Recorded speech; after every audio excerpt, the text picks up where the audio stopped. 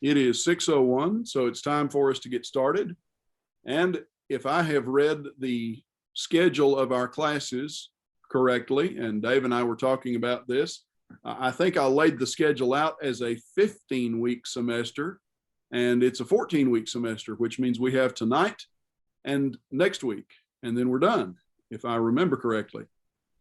Which means tonight we need to cover the wisdom literature of the Old Testament, which would encompass Job, Psalms, Proverbs, the Song of Songs that is Solomon's, and Ecclesiastes. And I think we can do that, and then that will leave next week for a sort of cumulative review and to pick up anything that we've overlooked. And if I have overlooked anything in the Old Testament, by all means, point that out to me. I'm not aware that I have, but it's certainly not beyond the realm of possibility. Tonight, though, we need to talk about the poetic sections of the Old Testament. Now, remember that Jesus typically describes the writings of the Old Testament as the law and the prophets, or the law, the prophets, and the writings.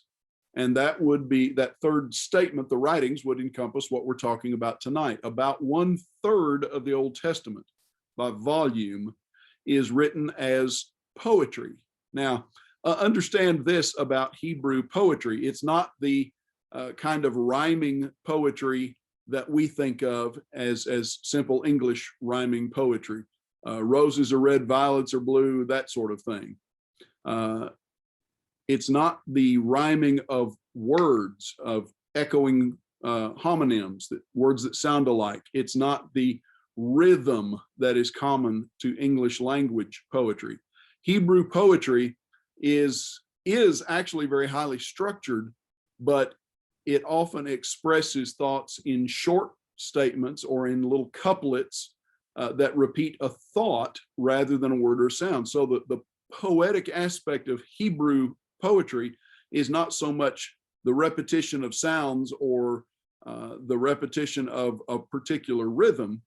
It's the repetition of an idea, a thought, or the juxtaposition of ideas and thoughts. And so the writer leaves it to the hearer or to the reader to notice and connect the dots, you might say, between the lines and the stanzas of poetic texts. Brother Phil Sanders has made the observation that much modern poetry has standard measures of identifiable rhythm, as in the poem Mary Had a Little Lamb. With the Hebrews, the art of poetic rhythm was of secondary consideration. Some suggest that it's not likely that the Hebrew poets had standard measures worked out and carefully defined. Their focus was on thought rhythm or thought rhyme, not word rhyme. Now, Psalms is probably the most familiar part of the Old Testament as far as most Bible readers are concerned. It's the part that we tend to memorize the most of. Think of Psalm 1. Blessed is the man that walketh not in the counsel of the ungodly, nor standeth in the among the sinners, or sitteth in the seat of the scornful. The 23rd Psalm, the Lord is my shepherd, I shall not want, and so forth.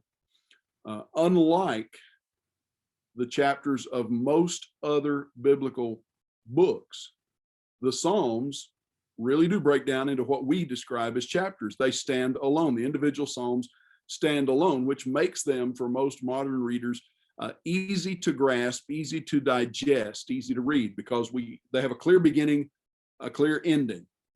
Whereas some of the biblical texts, you start through the book of Romans, for example, or the book of Hebrews, and while there are sparks left and right from the thoughts that are there, there is a continuous development of thought that makes it hard to break those books down into small digestible portions for some readers and students.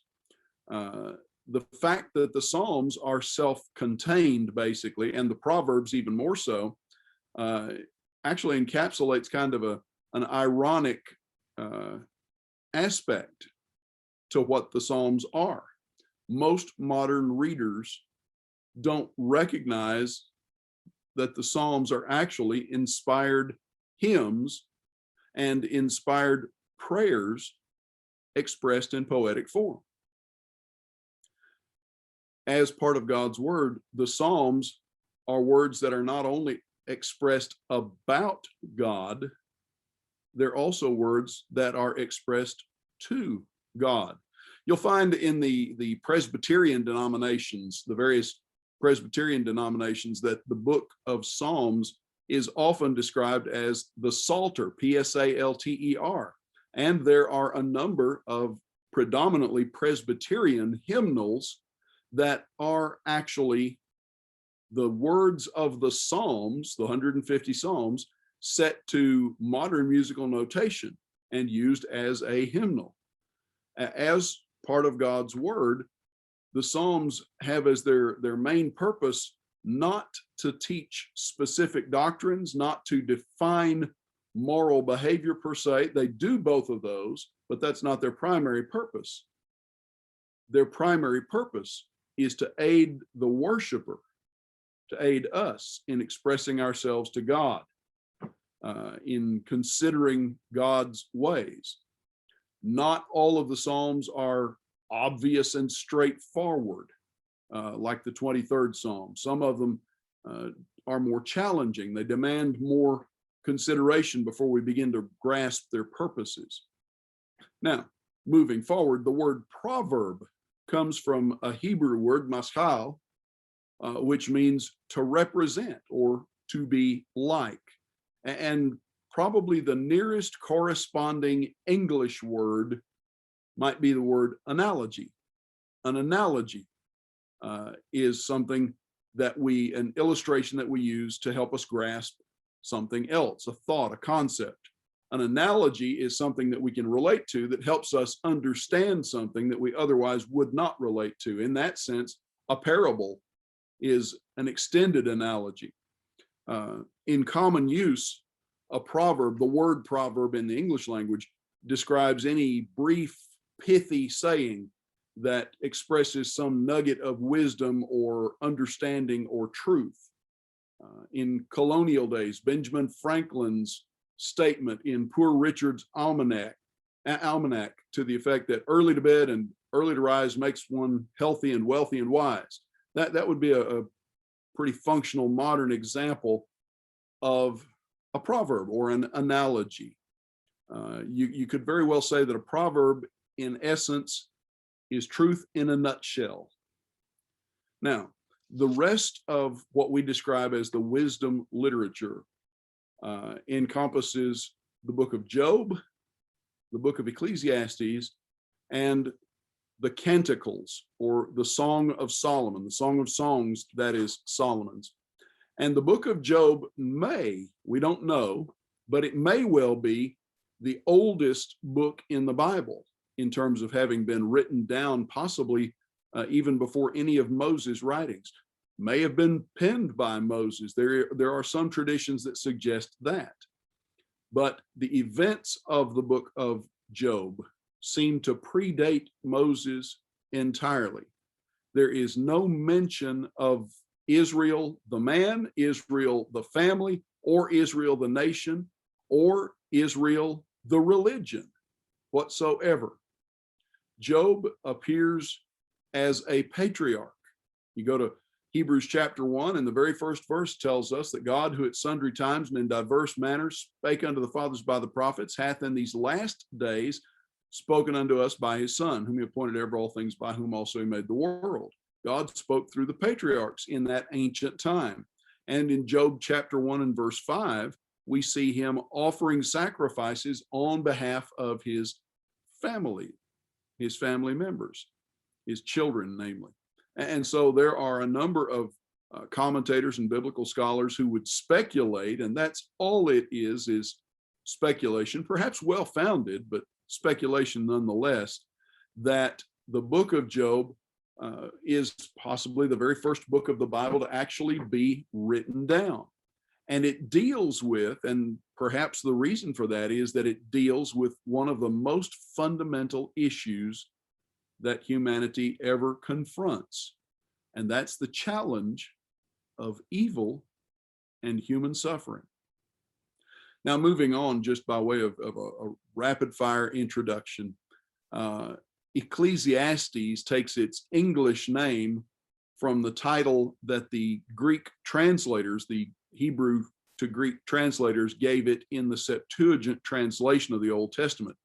Ecclesiastes is from ecclesia, which is the root word for assembly or church. In the Hebrew language, it is typically described as Kohelet, which is translated typically as the preacher. In that connection, Ecclesiastes has the same basic connotation, the words of one speaking to the assembly. And the whole point of Ecclesiastes is that it is a treatise, it is a study of the inability of anything in this world, in this physical, temporal existence, the inability of anything here to give true, lasting satisfaction and purpose in life. And that would bring us then to the Song of Songs, or the Song of Solomon. Typically, Catholic translations of the Bible will describe this as the Canticles, and that's just another word for songs. The Song of Solomon is known in most other languages and was familiar to the ancient Hebrews as the Song of Songs, which is Solomon's, and that's how it's described in chapter 1 and verse 1. That title is basically a superlative. It's the best song of Solomon, you might say. It's an assessment of the quality of the song. Now, whether that's Solomon's estimation of what he had written, or whether that's a description of those who heard the lyric poetry that follows, or whether that's God's description of it, take your pick. But the sentiment is unmistakable. This is the best of songs, in essence. Now, let's talk just briefly about how these books, the wisdom literature, was used in ancient Israel. A little background. For all practical purposes, after the period of captivity, and that's a key thought here, after the period of captivity from 536 on down to the time of Christ, the book of Psalms effectively became Judah's national hymn book. These lyric poems, these songs really, whether they were chanted in unison or spoken, makes no difference. They were used in worship to help connect the worshiper with God. Now, there are a variety of different psalms, and we'll talk about that in a few moments. Some of them are clearly more suited to individual expression than to a congregational setting. Psalm 51, create in me, O God, a clean heart and a contrite spirit, the outpouring of David's anguish in the aftermath of his sin with Bathsheba and the murder of Uriah. That's clearly more suited to an individual expression, or Psalm 63 similarly. But the other side of that coin is that there are many of the Psalms that are plainly intended for corporate worship. Take your Bible and turn to Psalm 74 for just a moment. And notice there, you have an example of a psalm that is intended really for the congregation. Oh God, why do you cast us off forever? Why does your anger smoke against the sheep of your pasture? Remember your congregation, which you have purchased of old, which you have redeemed to be the tribe of your heritage. Remember Mount Zion, where you have dwelt, and so forth. This is an expression of not an individual, though an individual certainly could speak these words, but this is the expression of the corporate entity of Israel, the body, the people. Psalms 113, 14, 15, 16, 17, 18 are often described as the halal or praise psalms. And traditionally, these are psalms that were used on the high holy days as pilgrims would come to Jerusalem and would then leave Jerusalem, and they would be sung or chanted more likely in a call and response format from the priests on the walls of the city greeting the worshipers or the pilgrims coming up the hill in the approaches to the city of Jerusalem, coming to the temple. Psalm 147 through 150, much the same way, not so much for the high holy days as used in a worship setting, a corporate worship setting. Now, it's not possible for us to date most of the Psalms with any degree of certainty. They cover a time span from at least Moses, who lives in roughly the 1400s BC. Psalm 90 is attributed to Moses. It's the only one. But from Moses down at least through the time of Solomon, who lives much later, about 500 years later, and perhaps even later than that, depending on when the students or the disciples of Asaph and Korah and the Heman, I've lost the word that is used to describe him. These may go down to the post-Solomonic period. Now, we'll go back and look at the textbook in just a moment. There are a couple of things I want to draw out of there.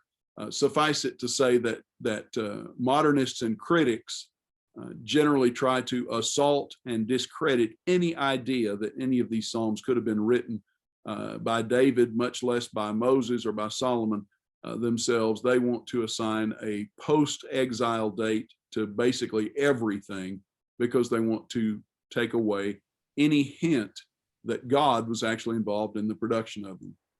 Now, for what it's worth, it does not appear that the Psalms were all collected or gathered into one book, into one composite collection until roughly the time of the restoration, the time when the temple was rebuilt under Zerubbabel and Ezra and Nehemiah. Now, it's at that point that this collection of 150 Psalms begins to be used basically as the temple hymnal. When these were all gathered together, whether it was under the guidance and direction of Hezekiah much earlier or later on after the captivity had concluded, that's irrelevant for our purpose. They were recognized, they were known by the Hebrews even during the time that they were being written. And the New Testament makes it plain that not only Jesus and his disciples, but the average first century Jew was very familiar with the Psalms. And they continued, historically, they continued to be an integral part of worship, not just among the Jews of the first century, but as Judaism gave way to Christianity, among the Christians of the first century, at least those of Jewish background and those Gentile Christians who learned something of the Jewish background of the church. So the Psalms are well attested in terms of their familiarity and their utility, both among the Jews and later among the Christians. Coming over to the book of Proverbs again. The book of Proverbs, among most relatively conservative commentators and scholars, is generally recognized as having at least 5 authors or 5 inspired penmen who include predominantly Solomon. The final chapter focuses on 2 basic topics: righteous conduct by the king or by the ruler, and then womanly virtue. And there are scholars who try to identify Lemuel in chapter 31 with King Solomon. There are others who say, no, that was probably Hezekiah. There is no conclusive evidence, no firm evidence that supports either position. Now, Proverbs is a very practical collection of information.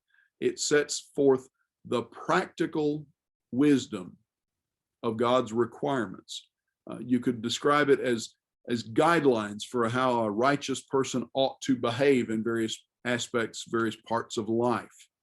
The Proverbs are in one sense, they're condensed versions of the Psalms, not in the sense of being worship poetry or prayers, but in the sense of encapsulating, having a definitive start and end. Many of them are I hesitate to use the term, but in effect, many of them are sort of spiritual one-liners, nuggets of wisdom. That makes them, at the same time, easy to understand and hard to study, challenging to study, because rather than having an entire chapter devoted to a particular theme or entire series of verses devoted to a particular theme, a number of the Proverbs really do appear basically as one-liners, unrelated each one to the next, unrelated in topic or in theme particularly.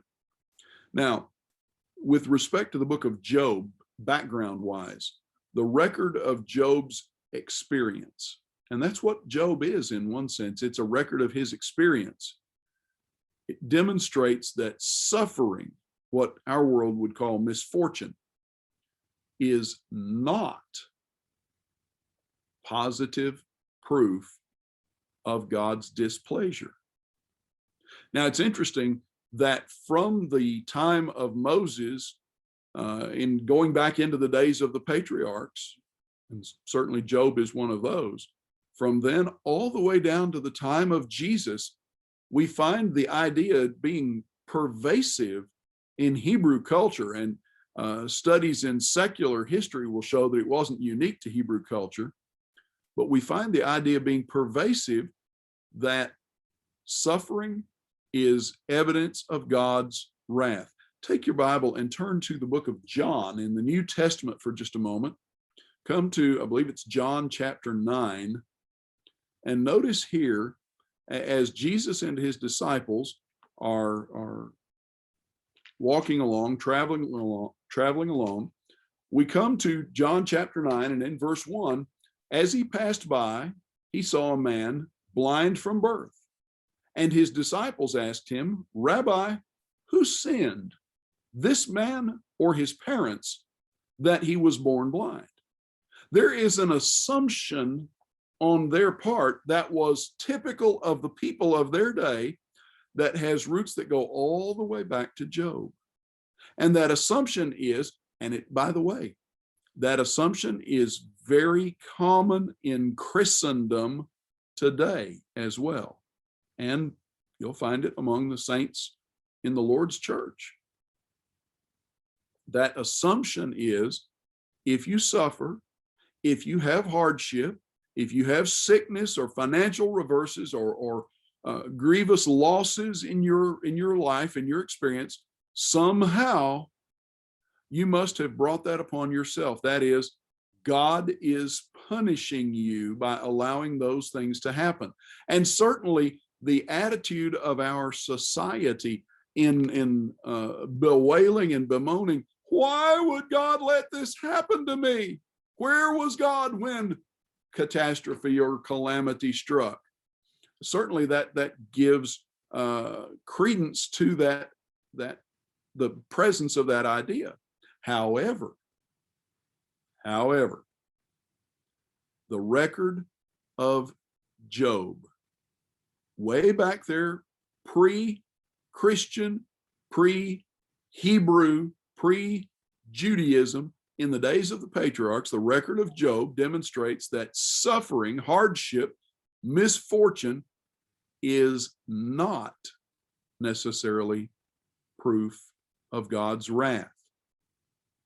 It can be proof of his love, and it may actually benefit the sufferer.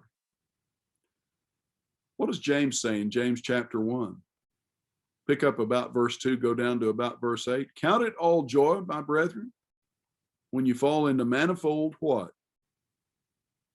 Temptations, trials, hardships.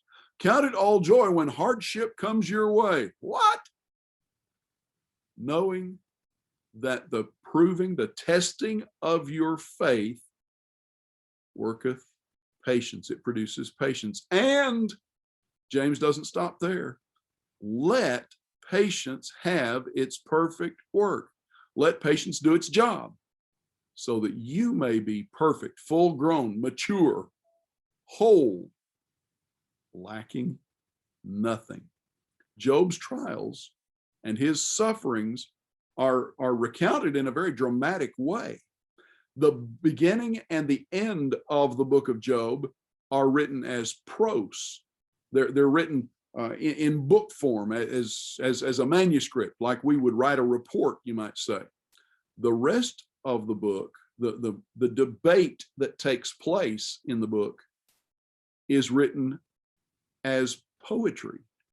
And it may well be that that was a mnemonic device, a memory aid intended for the ancients to be able to memorize and remember these things. Now, Ecclesiastes has one primary purpose, and we've already mentioned that, to demonstrate that material things fail, just miserably fail to give true and lasting satisfaction in life. Maybe you've seen the poster of the guy standing dressed in a polo outfit, holding a polo mallet with his arm around the waist of a beautiful trophy wife or girlfriend, standing in front of a Bentley or a Rolls Royce on manicured green lawn with a gigantic mansion in the background. And on the bottom of it, the legend, "He who dies with the most toys wins." Well, he who dies with the most toys is still dead. Ecclesiastes shows that all the toys in the world don't bring contentment and purpose. The basic point of Ecclesiastes, very simple, is to demonstrate that there's more to life than just this physical world. Think about Paul's words in 1 Corinthians chapter 15 and verse 32. Now, let's go back again to the Song of Songs for just a moment. And I want to talk about this for just a minute. The Song of Solomon, or the Song of Songs, has been considered controversial among God's people, going back to the days of the ancient Jews, the rabbis, the great rabbis of the intertestamental period. Hillel and Shammai argued and disagreed about whether or not the Song of Solomon even belonged, even deserved to be included among the scriptures, mainly because of its subject matter. It's very frank. If you want to summarize the Song of Solomon in just a simple sentence, the Song of Solomon talks about sex. And it is poetry. It is favorably comparable to the greatest poems and songs and epics of the ancient world. Now, that being said, it's also rather explicit, and it's unmistakably sensual. And that's the reason that many people, going back to those rabbis, debate whether or not it belongs in the Bible. My father-in-law, deacon in the church for 40 years, considered that he didn't think it belonged in the Bible at all. It made him uncomfortable. Well, not too uncomfortable. He fathered 4 children, but nevertheless, the Song of Solomon, in terms of why it's in the Bible, has been subjected to a wide variety of conflicting and differing interpretations. It's been interpreted allegorically as an allegory of the relationship between Christ and the church, which that would have some merit in the first century and from the time of the church onward, but that would mean that for 600, 700, 800 years of Old Testament history, it would have no functional value to God's people if that's its purpose. It's been interpreted as a literal reference to the relationship between man and woman. No spiritual lessons to be learned here, just good counsel, good advice, practical wisdom. Some contend that it's a dramatic statement, a picture of Israel's relationship with God. It lacks some of the literary features of some of the essential features of a literary work of that sort. Perhaps the best summary of it, or the best description, is that it's a soliloquy of sorts, a tale of three lovers. It is an inspired, practical snapshot, if you will, of the beauty of married love.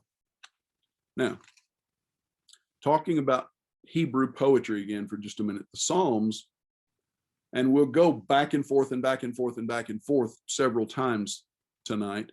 The Psalms represent a distinct type of Hebrew literature, unlike the prophets or the inspired historians. They are musical, they are poetic. But that being said, there is a wide variety of types of Psalms. And I don't want to turn this into an entire study of the Psalms, obviously, but we need to understand that they're not all just alike. You could take our hymnals and see this variety just by comparing songs like "Night with Ebon Pinion brooded o'er the vale, all around was silence save the night wind's wail. When Christ the man of sorrows, in tears and sweat and blood, prostrate in the garden, raised his voice to God." And we recognize that is typically rendered or typically sung in a very solemn, measured way, whereas a song that is not in many of the hymnals now, "The fight is on." The fight is on, the trumpet sound is ringing out, the cry to arms is heard throughout the land, the Lord of hosts is marching on to victory, and so on and so forth. Look at that musically, and it actually has the rhythm and cadence, not just of a march, but literally of a college fight song. And the styles are dramatically different because the focus and the subject matter is dramatically different. Well, in the same way, the focus, the subject matter of the Psalms from psalm to psalm can vary dramatically. And so the types of Psalms, different forms, different functions, reflect that. Now, like most poetry in most languages, the Psalms, to a lesser degree the Proverbs, but the Psalms in particular, reach out to the mind, to the intellect, through the heart, through the emotions. They appeal to us emotionally. They're beautiful. They're tragic. They touch the heartstrings. And in doing that, they reach the mind. The language of the Psalms, much more than the Proverbs, though to some degree with the Proverbs as well, the language of the Psalms is deliberately emotional, emotive. It's designed to elicit an emotional response. The reader has to take care to not read into Psalms what is not there. And the parallelism, we'll talk about that in a minute, the parallelism usually reinforces a single thought rather than contrasting different ideas. Now, the vocabulary of the Psalms in particular is comparative. It's metaphorical. It compares this with that. God is described as a shepherd, as a fortress, as a rock, as a shield. And in that, we see different qualities of God, different aspects of God. The hills and the mountains in Psalm 114 are compared to sheep and to lambs. The fact that the Psalms are poetry, that fact in itself should be a reminder to not try to force those metaphors and the hyperboles, the extreme illustrations. Don't try to force them into literal interpretations. In Psalm chapter 1 and verse 4, the ungodly are not so. They're like chaff. They're like chaff, but they're not chaff. Chaff being the husks of grain that are blown away by the wind because it's not edible. It's not usable. Now, there are at least 8 different types of psalms. And I'll touch these just briefly. This will not be on the final exam, so you don't need to stress and obsess about that. But there are at least 8 types of psalms. And the biggest part of them, about a third of the 150 psalms, roughly 50 of them, are psalms of lamentation. They're sad psalms or sad songs, actually more than 60 of them. They divide into lamentations of a personal nature and lamentations of a congregational or national character. Deep trust in God, and at the same time, an expression of the struggles, the difficulties, the disappointments that are sometimes part of a faithful believer's life. Just because we're faithful to God doesn't mean that we're never going to have hardships. We're never going to have difficulties. Here is a misnomer or a misunderstanding of the modern world of Christendom, particularly the health and wealth gospel of people like Creflo Dollar and others, that if you're doing God's will, if you're sowing your seed faith and so forth, if you're giving your dollar of seed and so forth, nothing bad is going to happen to you. That's not true. Time and chance happens to all, including the faithful. You find both individual lamentations, Psalm 3, Psalm 22. Psalm 22 is also messianic for that matter, and corporate psalms of lamentation as well, representing the whole nation. For most modern readers, that's us, the most familiar psalms are the psalms that are devoted to thanksgiving, to giving of thanks. And those are the practical opposites of the lamentation songs. There aren't as many of them. There are 6 group psalms of thanksgiving, 65, 67, 75, 107, and so forth. There are 10 of these that seem to express some personal or individual expression of gratitude. But these are the most familiar psalms for most readers.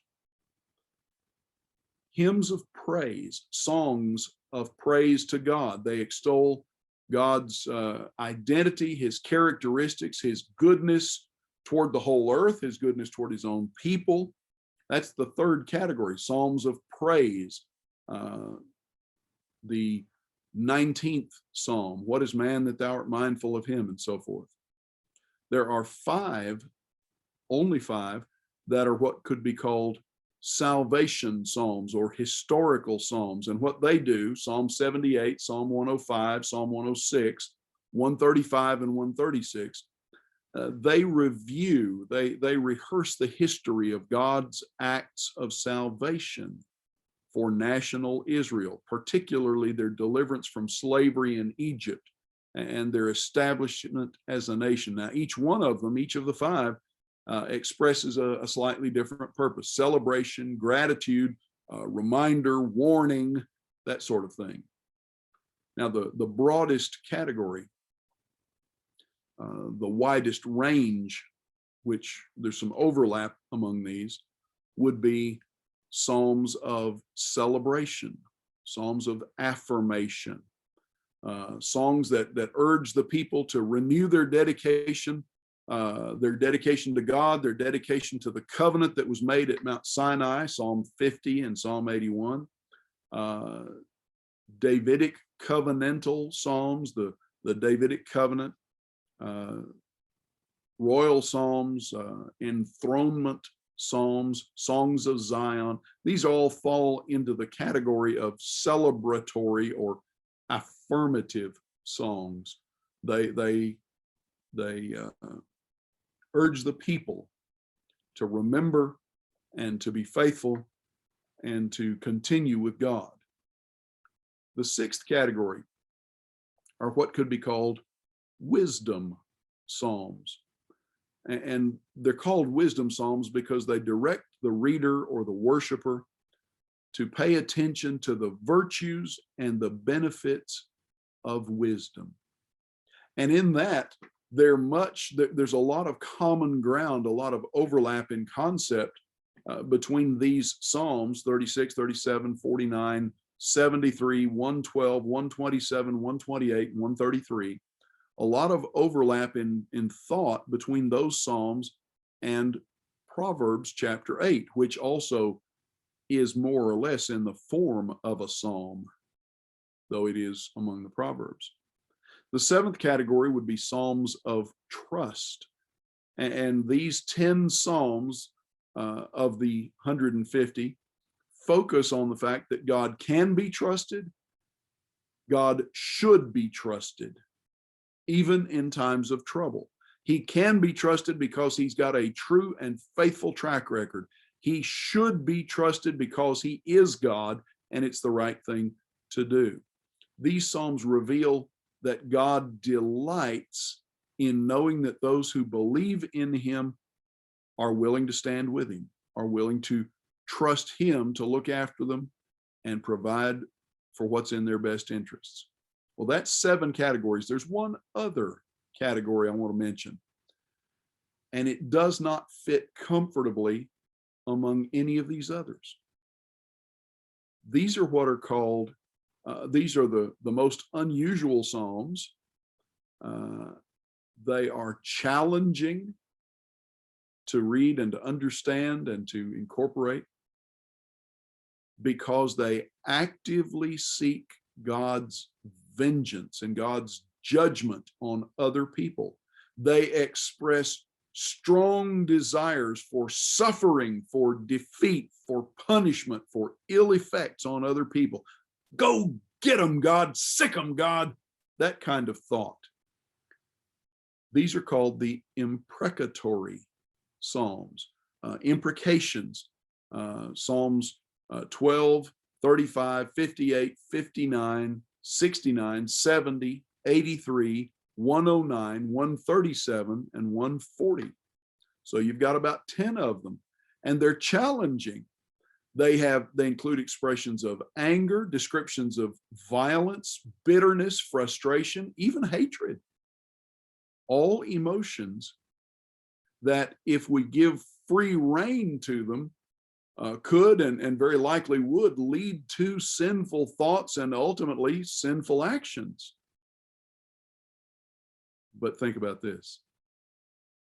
In giving voice to strong emotions like that and expressing those strong feelings and emotions, the inspired writers here are showing us how to guide those kinds of very normal, very natural feelings toward God rather than toward the object of our anger or frustration or even hatred.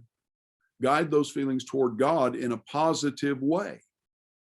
What these Psalms show us is that Paul's instruction in Ephesians chapter 4, verse 26 is achievable. Be angry and do not sin. Do not let the sun go down upon your wrath. In a sense, these are revenge-seeking Psalms. Now, there is some information in the textbook. So take your textbook and flip over here to page 416, chapter 33, about the Psalms. Psalms, by the way, there's a little tidbit in that sidebar, that introductory sidebar, about what the meaning of the word psalm is and where it comes from. In Hebrew, they're tehillim, which means praise songs, and the Septuagint translation refers to them as psalmoi, which is not so much a reflection of their character as it was a reflection of their use during the intertestamental period. That is, songs that were accompanied by stringed instruments. Psalmoi, psalmos, the Greek word derives from psalane, which means to pluck or to twang, like you would pluck the string of a stringed instrument. Now, that being said, we come over to the New Testament and we look at passages like Ephesians chapter 5 and verse 19, Colossians chapter 3 and verse 16, and we have the instructions to sing and make melody, pluck or psalane, in our hearts unto the Lord. And our friends over in the Christian church denomination and various modern Protestant denominations will try to point to that word and say, see there, that means to use instruments, so it's okay. But two things you need to know. Number one, on a purely practical level, that instruction applies to all Christians. It is an instruction, it is a commandment to do this. If it includes the use of an instrument, every single child of God has that obligation. It's not hire a pianist or hire a band. Every Christian needs to participate in that aspect of it, if that is an accurate understanding. But here's the other thing you need to know about that. Number two, and this is free, it won't be on the test. Etymologically, that is, in the history of this word, in classical Greek, which takes us back to the period roughly from King David down to about the time of Malachi, from roughly 800 BC or thereabouts down to about 300 BC, shortly after Malachi. That word changes from then that classical period. It does mean to pluck or to twang, and it has reference to a musical instrument, but as time goes by, it changes, just as English words change in use and in meaning. If you want a modern frame of reference, think about the word gay. So that by the time of the 1st century AD, the common use of that root word psalane or psalmoi did not include reference to musical instruments. It spoke of singing. Hey, Dave. Context. Go ahead. You know, one of the comments I always tell people when I have that discussion is that, you know, in the Old Testament, if you look at Psalm 150, God specifically tells them what they can use. Yep. Which instrument they can use. Yep. And so if we go out picking which ones we're going to use, and I know firsthand because I studied trumpet when I was a young man, and I'll promise you, you cannot sing and play a trumpet at the same time. So if I'm going to pick if I'm going to pick an instrument, which one? And then I've got to pick something that I make sure I can not only play, but I can sing at the same time. And that eliminates a whole lot of instruments. So yeah, it's just it's really a funny argument when you have it, or funny discussion, I should say. It certainly does. Go ahead. There's another thing too. If that suggests that we are to worship with an instrument, then everybody should be playing an instrument. Absolutely. Absolutely. Not just a hired person. Exactly. Remember. Well, it comes down, in reality, it comes down to what people want versus what the Lord says. A number of years ago, when we remodeled a church building in another congregation, we had a number of pews to dispose of, and a Pentecostal group came along and asked to purchase them. And in loading them, we had natural conversation back and forth, and they were just astonished at the thought that we didn't have a piano, an organ, a praise band, or anything of that sort. You just sing? Yep, we just sing. I don't think I could do that. I like to beat them drums, was the reply of one of their men loading up the pews. I just like to beat them drums too much. Well, I suppose he could at least sing while he beat the drums, but that expressed in a very vivid way their perspective. I like. It wasn't a question of what does the Lord like. Well, among the Psalms, going into our textbook, talking about the authorship and the date of the composition of the Psalms, points well made. Not all of the Psalms have titles or authors assigned to them. Certainly you have Psalm 90 that is attributed to Moses. There are 73 of the Psalms that are attributed to David, and certainly David was a prolific psalm writer. Ironically, considering the statement that we have in Scripture about Solomon's virtuosity as a composer and lyricist and so forth. We have only 2 from Solomon's pen, Psalm 72 and Psalm 127, 12 from Asaph or the disciples, the students of Asaph, 10 from the descendants of Korah. And that's interesting. Those would seem to be very ancient, since the only Korah that we know dates from the days of Moses. But then again, these are not by Korah himself, but rather by the children of Korah, the descendants, the students of Korah, not necessarily literal descendants, but disciples. And then 1 by Heman the Ezrahite and 1 by Ethan the Ezrahite as well. That leaves roughly 30, if memory serves me, 33 of the Psalms that are what are described as orphan Psalms. They're not attributed to any inspired writer. They have no name connected to them whatsoever, other than the Holy Spirit, obviously. Brother Dave? It's entirely possible that many of those might have been written by Solomon or David. Go ahead. Well, was anything ever attributed to Jubal? In the Old Testament, Jubal was the first person to have to play an instrument. Was anything credited to Jubal? I am not aware of anything that is credited to him. Certainly, you've got 30 some odd orphan psalms. Might have been his work, but I'm not aware of any that are credited to him. Okay, thank you. That may be the position of some of the commentators or scholars, but I'm not aware of it. Certainly, the earliest of these would be, as far as we can tell, would be Psalm 90 and Moses' words. Now, coming down, we talk about, we generally identify Asaph with the reigns of David and Solomon, would put his disciples, roughly speaking, into that same approximate period, 1000 down to 900 BC, roughly. Some of these others, the disciples of Korah, might be as far back as Moses. They might be much, much later. The Korahites in the days of David and Solomon, or even later than that. And the Ezrahites, we don't know when they lived. So these may come down, conceivably, some of these might come down as late as the time of the exile or even later. But even if they do, that doesn't make a case for all of them being from that period, although naturally a lot of the modernist and liberal scholars, the critics, want to place everything in that period.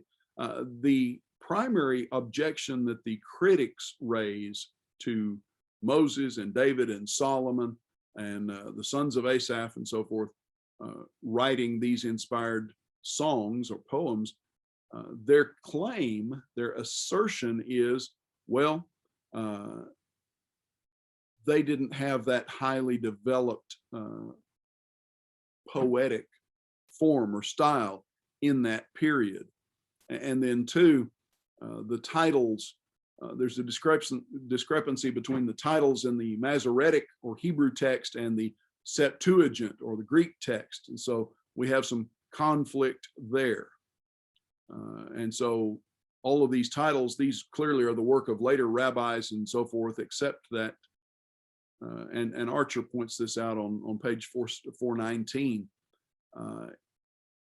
It's impossible to explain how later period post-exilic rabbis would have any knowledge to put titles to David's Psalms, for example, because they're removed from him by several hundred years. It just, they're straining at gnats and swallowing camels in order to do that. Now, if you flip over to page 423 in the text, you have a good sidebar of technical terms that appear in the Psalms. Now, probably the most familiar strange word, let's put it that way, in our English Old Testaments in the Psalms is the word Selah, S-E-L-A-H, or Selah, which generally is understood to refer to a pause or a break in the musical expression of these Psalms.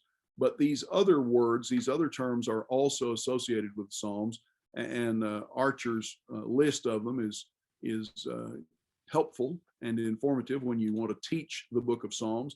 There's also on 425 a good assortment or a good cataloging of the messianic psalms by topic, which is interesting. The ascension of Christ, the betrayal of Christ, the death, the deity, not only by topic, but even in alphabetical order by topic. And then there is also a discussion beginning there on 425 of the imprecatory psalms, a rather brief discussion as well.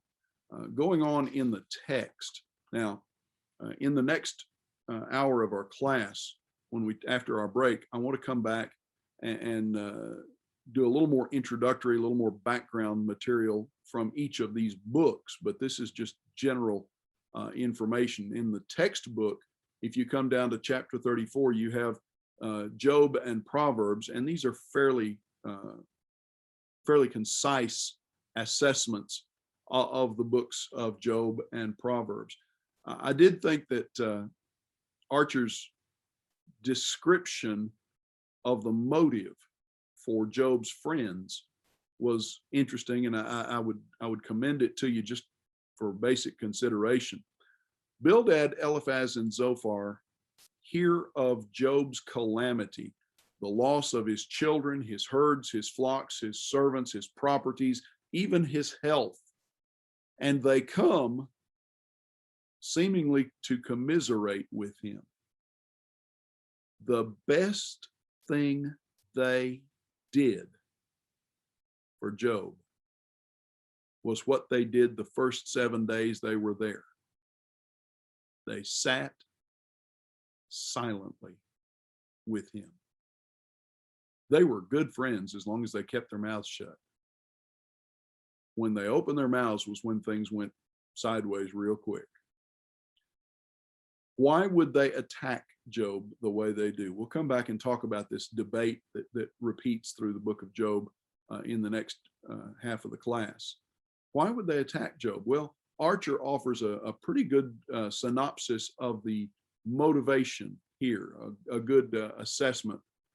If a man like Job, highly respected, clearly blessed by God, if he could experience something so horrible, so devastating, so shocking, and seemingly he's better thought of or more blessed than they were, that can happen to him, what can happen to us? How could it happen to him? How do we prevent it happening to us? Well, we need to figure out why it happened to him. And that's the genesis then of the discussion. Job, what great sin did you commit to bring this upon yourself? Archer does a good job in talking about basic motivation here. And I think, in my judgment, a pretty good assessment of that.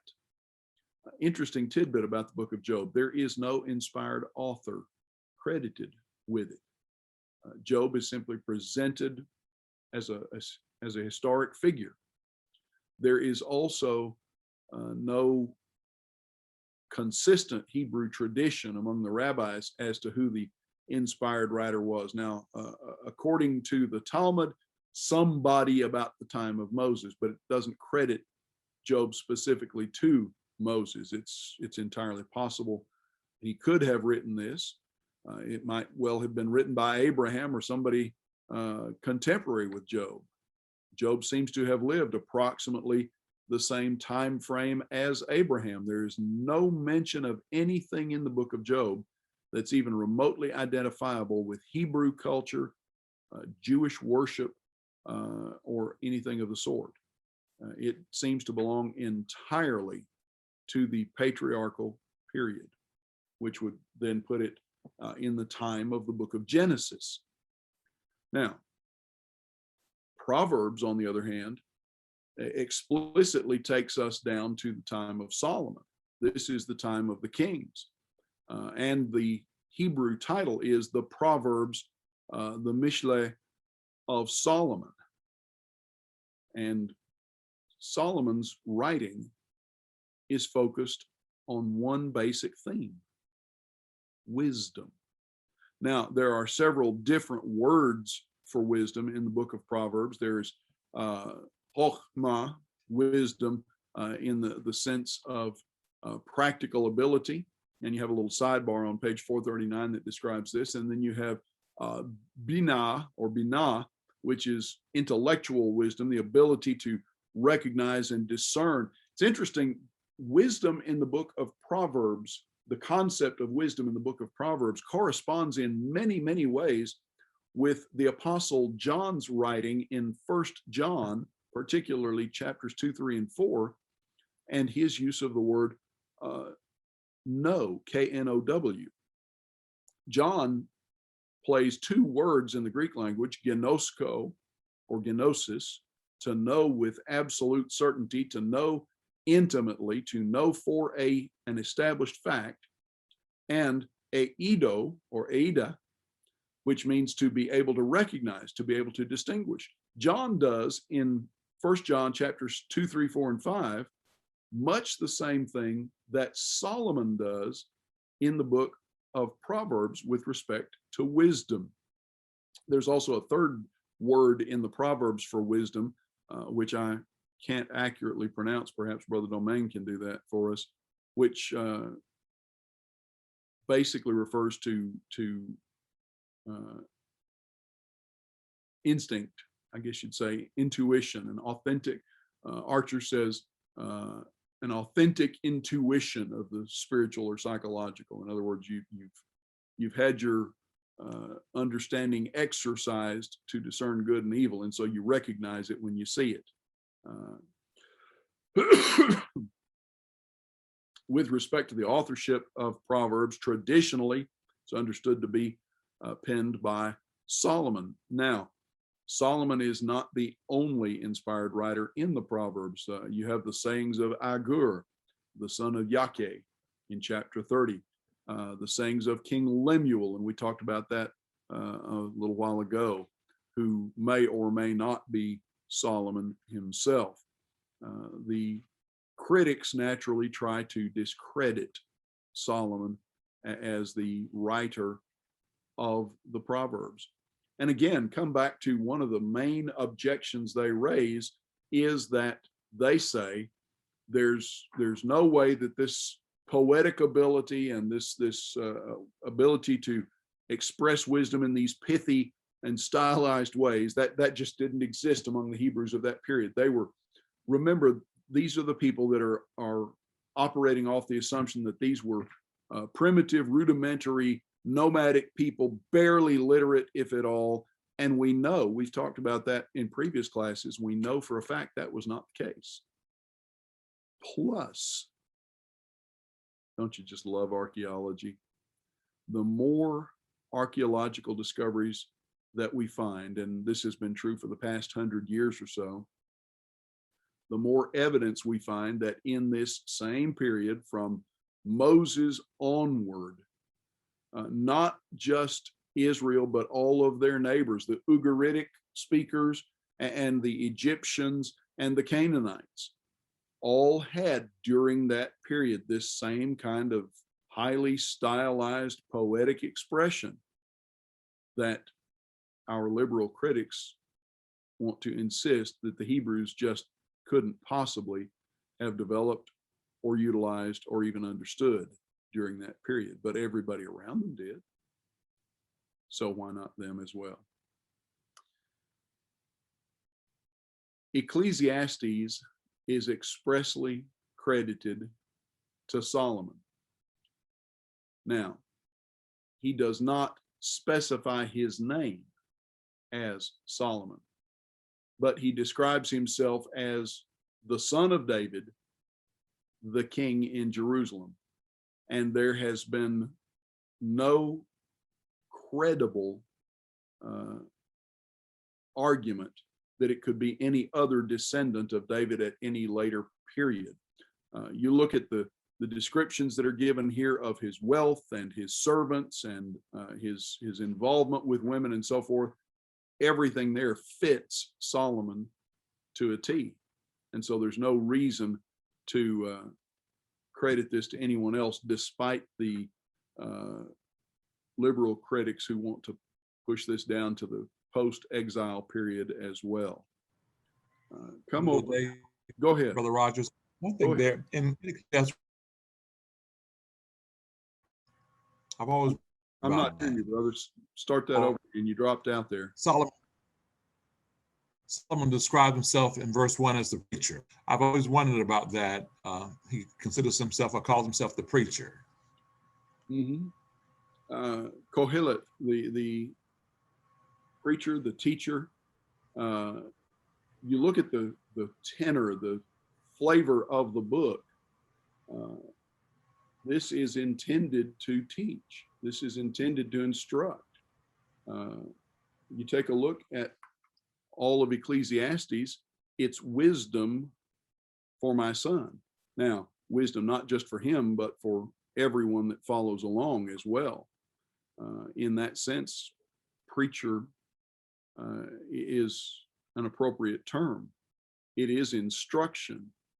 We tend in our framework to think of that word preacher in the context of the pulpit. Whereas for the Hebrews, they did not have that. The ancient Hebrews did not have that highly developed imagery of preacher with congregation in the pulpit, but rather more along the lines of the Levitical priest in the community. What was the priest's role in the community? When he was not ministering in the temple, what was he doing? He was teaching, instructing. Exactly. For the most part, he had a secular occupation to provide his living if he needed to, but his role in the community, it's ironic in a way, his role in the community was in some ways very similar to the colonial era and the expansion era concept of the parson in this country's history, the traveling or the ranging teacher.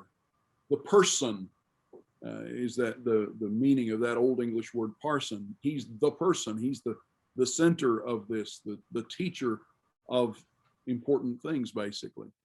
And that was his role. So in that context, Solomon describes himself as Kohelet, the preacher, the one who declares what others need to know.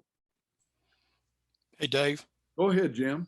I've always thought it interesting, and I understand God knows why, and I don't need to, but I've always thought it interesting that here in the book of Ecclesiastes, it looks like Solomon in his later life finally come to his senses. And yet when you get to Hebrews 11, he is not mentioned in the heroes of faith. Yep. I've always found that interesting that those two events are one. That's very significant, or potentially so. We'll talk about that a little bit in the next hour. Let's touch on the Song of Solomon again for just a moment, and then we'll take our break and come back and discuss some other things here and look a little bit at the text. The Song of Solomon is attributed in its opening lines to Solomon, and only in recent times have there been critics in Christendom who would challenge that authorship, that penmanship of the Book of Solomon, Song of Solomon, and they are frank about their agenda, as it were, even among the more progressive or liberal scholars. And you could count Kyle and Delitzsch among those in that sense, but even among them, there's generally a consensus that Solomon is the inspired writer here. There's no reason, there's no compelling reason, and nothing to be gained really by discrediting Solomon as the writer and attributing this to someone else. That doesn't stop the liberals. That doesn't stop the progressives. They still want to push this down to even as late as the 400s and 300s BC, the time of Alexander. But there's no substantive evidence against Solomon. Perhaps the single thing that stands out here is the debate about the canonicity of the Song of Solomon. And it's what we were talking about a while ago. This goes back all the way to the intertestamental period, to Hillel and Shammai. It's interesting that Philo, and Archer mentions this, in the text on page 455. Philo of Alexandria, a Jew who wrote extensively in and about the first century. Philo never mentions the Song of Solomon. It is one of the few Old Testament books that does not seem to be quoted at all or referenced at all in the New Testament. There's no reference that is clearly identifiable in the New Testament as coming from the Song of Solomon. Even many of the Jewish scholars debated whether or not it belonged in the canon of Scripture just because of the subject matter. And it's ironic, in a sad sort of way, that the subject matter of something that God created to be beautiful, that God created to be pleasurable and satisfying in its proper context, should be so fought over and embarrassing to his own people. When we put it in its proper context, the expression of married love and all of the explicitness that's found in the Song of Solomon, when we put it in its proper context, it's a beautiful thing. It's when we take it out of its proper context that it becomes uncomfortable, embarrassing, something that we ought not to contemplate. Let's stop there and take our break, and then we'll come back and go back and talk a little more about these books and any questions or comments that you might have. Anything you want to bring up before we take our break? Anybody?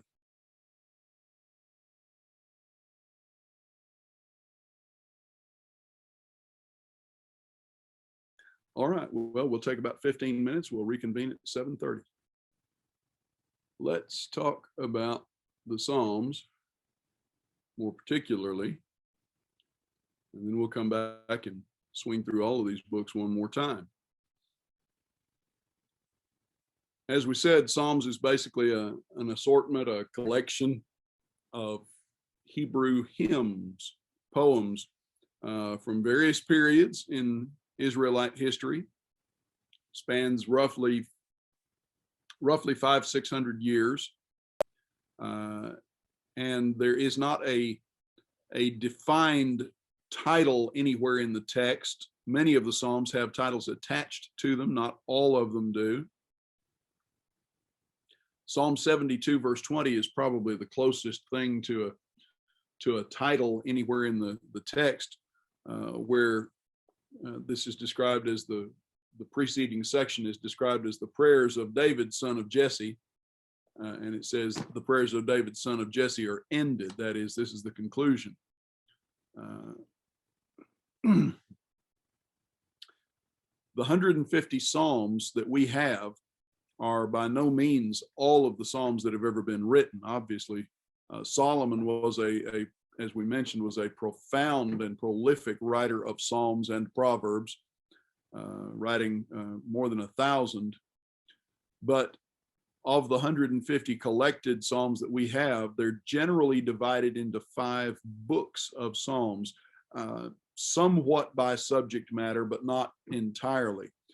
The breakdown is the first 41 Psalms comprise the first book of Psalms, and then 42 through 72 are the second book.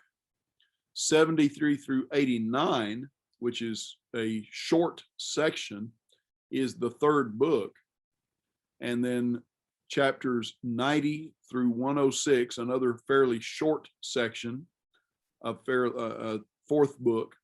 And then the last section, which of course encompasses the 119th Psalm, from 107 to 150, both the longest and the shortest Psalms, 118 and 119.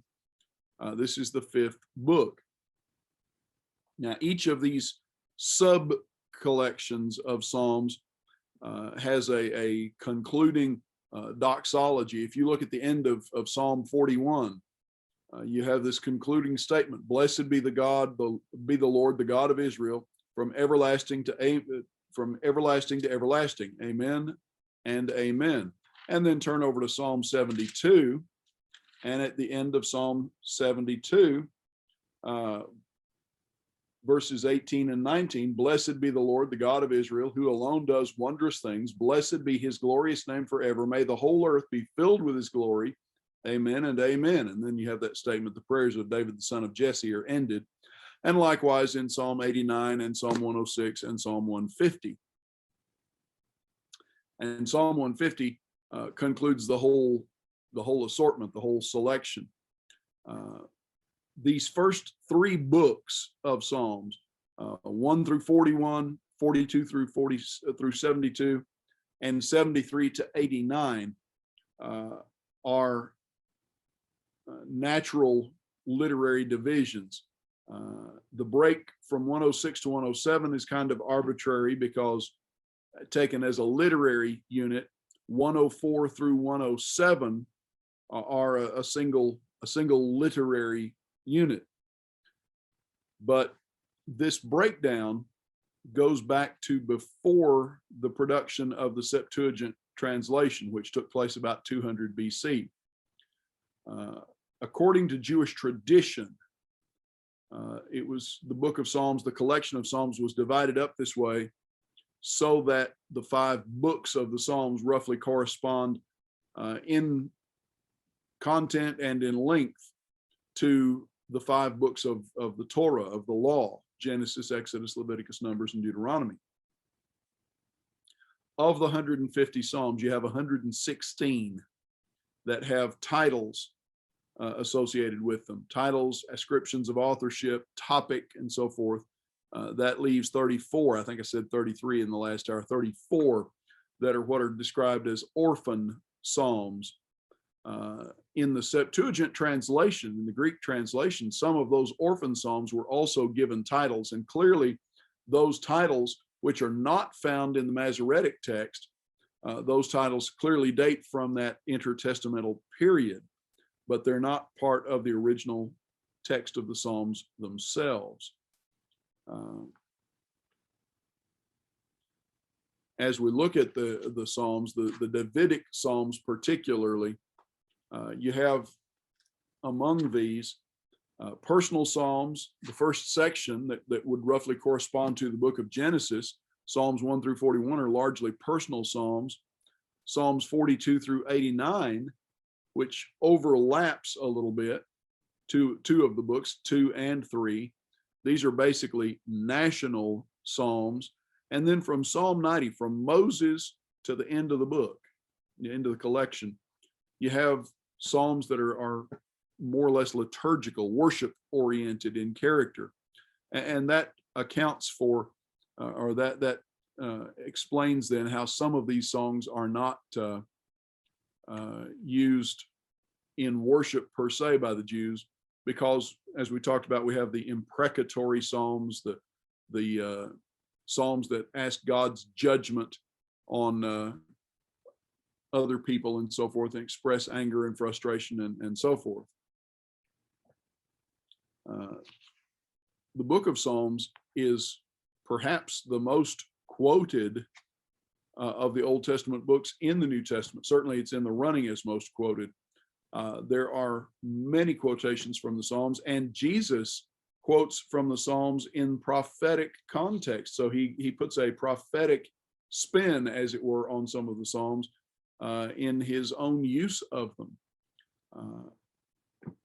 The Psalms are calculated to lift us up by and large. Now, obviously, the penitential Psalms are not in that character, and the imprecatory Psalms are not. But by and large, the Psalms are calculated to lift us up, to direct our thoughts and our emotions toward God, and toward wanting to be like Him. The collection of Psalms are this is the most familiar book of the Old Testament to most readers. Now that would not be the case for every person, obviously, but for every Bible student, for most Bible students rather, Psalms is the most familiar Old Testament book. It's most frequently quoted in the New Testament. There are 283 direct references to the Old Testament found in the New Testament. 283. And almost half of these, 116 of them, are from the Psalms. Jesus references the Psalms very frequently. And it's been said that there is no circumstance, no situation in life for which there's not a psalm. And as we mentioned, many Presbyterian congregations sing the Psalms as their hymn book. And certainly there are a number of hymns, even in our hymnals, that are lifted directly from the Psalms. The Lord is my shepherd, I shall not want. There are several variations of that psalm just in our hymnals. Now, how do you use the book of Psalms? How does a Christian use the book of Psalms? What practical use can we get from it? Well, obviously there are messianic Psalms, and so we understand that there is a prophetic element to some of the Psalms, but not all of them. How would we, if these things are written for our learning and our admonition, upon whom the ends of the ages are come, as Paul says, how do we make good use of the Psalms? If you're going to preach, studying the Psalms often gives you excellent expository sermon material. Take a text, take a psalm. You can build several good teaching sermons, good motivational sermons even, just out of the 6 verses of Psalm 1, a contrast between the godly man and the ungodly man. Makes a tremendous series of sermons even, or a single sermon if you want to approach it expositorily. So what do we do with the Psalms? Well, the first thing would be to use them as Jesus did himself. In Luke chapter 24, in verse 44, Jesus makes reference to the fact that the Psalms, along with the law of Moses and the prophets, the Psalms talk about him. Now, in that reference in Luke 24, Jesus may very well have been including not just the Psalms, but Proverbs and Job and Ecclesiastes and Song of Solomon, the whole literary category that the Jews would encompass with that word psalm. But particularly the collection of the Psalms incorporates a number of predictive prophecies that were to be fulfilled in him. So you look at Luke 24, as Jesus is speaking to his disciples, notice what he says to them in this context. At verse 44, these are my words that I spoke to you while I was still with you, that everything written about me in the law of Moses and the prophets and the Psalms must be fulfilled. And then he opened their minds to understand the scriptures and talked about his suffering, his purpose. The Psalms need to be used as Jesus used them. That is, we need to appreciate the predictive prophecies there. The obvious one that stands out to us is Psalm 22. My God, why hast thou forsaken me? The words of Jesus on the cross in Matthew 27, verse 46. But in looking through the Psalms, we also see a number of prayers expressed for different circumstances. We see prayers of thanksgiving. We see prayers asking for consolation. We see prayers seeking forgiveness. We see prayers praising God for the blessing of forgiveness. We see prayers pouring out the feelings of a broken heart to God. These are models for us. Jesus' disciples, being familiar with these Psalms, nevertheless are in awe of Jesus' prowess or his ability in prayer, and they ask him, teach us to pray. And his response is the model prayer, or what is mistakenly called the Lord's Prayer. The Lord's Prayer is in John chapter 17. But the model prayer, That model prayer, in turn, is based in one sense on the words that we find in the prayers of the Psalms. The examples here, they enrich the life of God's people. They also paint for us beautiful visual pictures of the God himself, the God of heaven himself. And they ought to inspire us, and in some circumstances appropriately intimidate us as well. They show us his mercy, his patience, his love, his greatness, even his compassion. We ought to consider that the Psalms emphasize reverence and respect for the Word of God. If you turn to the 119th Psalm, that longest of all the Psalms, 176 verses, you may notice that every 8 verses, there is a word. At verse 1, Aleph. At verse 9, Beth. At verse 17, Gimel. And then Dalet, Het, Vav, Shain, and so forth. Those words correspond to the letters of the Hebrew alphabet. They are a mnemonic aid, a memory aid that would enable the Hebrew speaker and the Hebrew reader to memorize all 176 verses of the 119th Psalm, 8 verses at a time, associated with that particular letter of the Hebrew alphabet. And every stanza, every group of 8 verses contains some statement extolling the virtue, the glory, the magnificence, the truth, the vitality, the importance of the Word of God. And so we ought to learn to appreciate and respect and have reverence for God's Word. That's what the 119th Psalm is all about, reverence for the Word of God. We need to recognize in the Messianic Psalms the elevated, the exalted place of the Messiah in his various attributes and his character. These also give us a model in content, in attitude, for what Paul describes as psalms, hymns, and spiritual songs for New Testament worship. In addition to all of that, you have words of comfort, words of encouragement in moments of distress, moments of sorrow, words of wisdom when we're confused. What's the right thing to do? Walk in the upright way. Words designed to strengthen our faith, stiffen our backs when we're tempted by disbelief. An important point, though, don't take the Psalms out of their context. Here is one of the egregious errors often made in particularly Protestant, but also Catholic theology, to take the Psalms out of their context.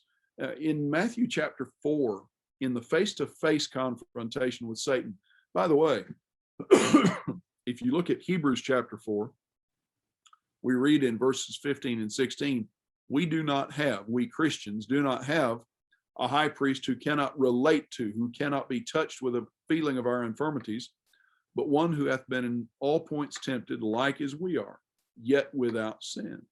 One who has been tempted just like we are. It's tempting. It's an easy mistake for us to make, to look at Matthew chapter 4 and the face-to-face confrontation between Jesus and Satan. If you're really the Son of God, command these stones to be turned into bread. If you're really the Son of God, throw yourself off the high point of the temple and let the angels catch you. If you're really the Son of God, bow down and worship me, and I'll give you all of these kingdoms. It's an easy mistake to make, to assume that's the only time Jesus was tempted. That was sort of a pro forma temptation so that he would be qualified. Nothing could be farther from the truth. because the Hebrews writer tells us he was tempted in every respect, in all points, just like we are. That means that just as we have those days where it seems from the moment that we open our eyes in the morning to the moment that we finally lose consciousness and sleep at night, all we experience is temptation and trial and frustration and the battle against illicit desire. Jesus had those days too. Well, in Matthew chapter 4, in verses 5, 6, and 7, in the middle of that face-to-face trial with Satan himself, what do we find the Lord doing? Quoting, among other passages, from the Psalms, Psalm 91, verses 11 and 12. The Lord emphatically denied Satan the liberty of taking the psalm out of its context. The angels will catch you and bear you up. That's not what it said. That's not what it's for. And Jesus pointed out that that's not how it was to be used. And we can't take these passages out of their proper context to try to make them justify something we want. Instruments, for example, Psalm 149, 150 in modern Christian worship. We can't do that any more than Satan could without doing violence to the text. Now,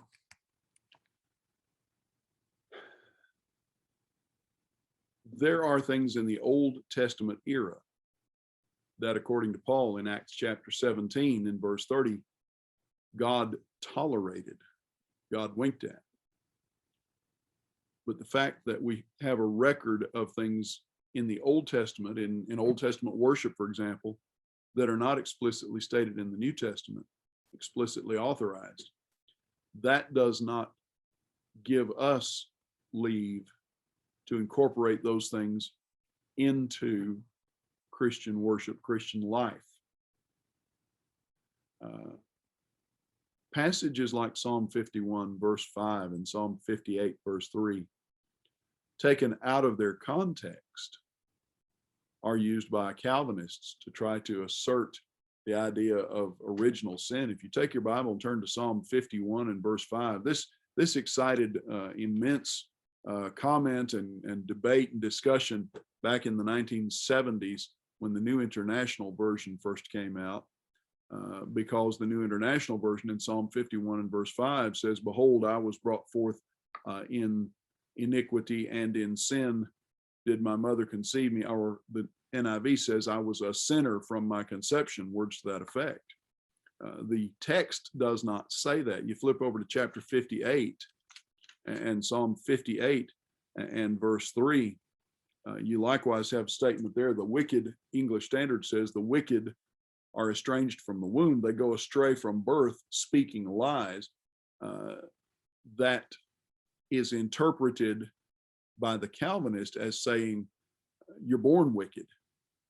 You're stained with the guilt and the character of Adamic sin.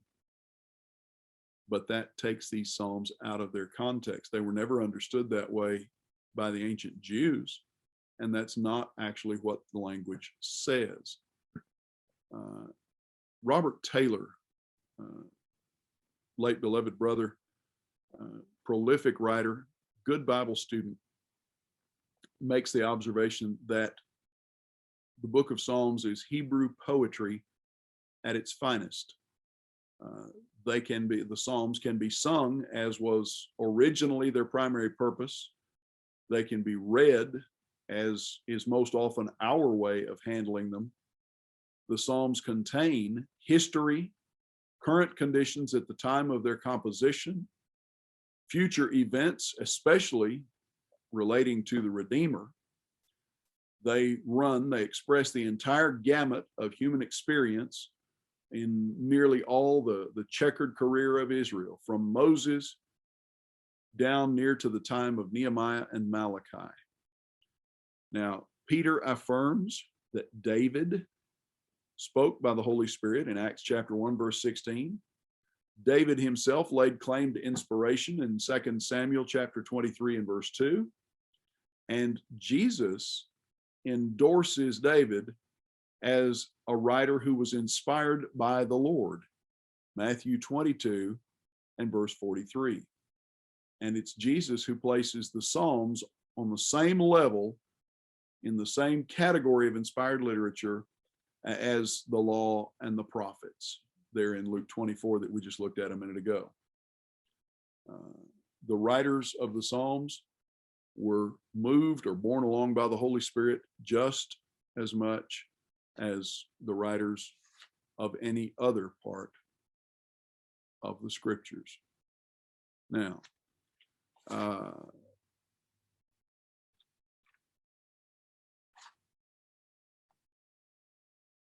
let's go ahead and move on from there to the book of Job.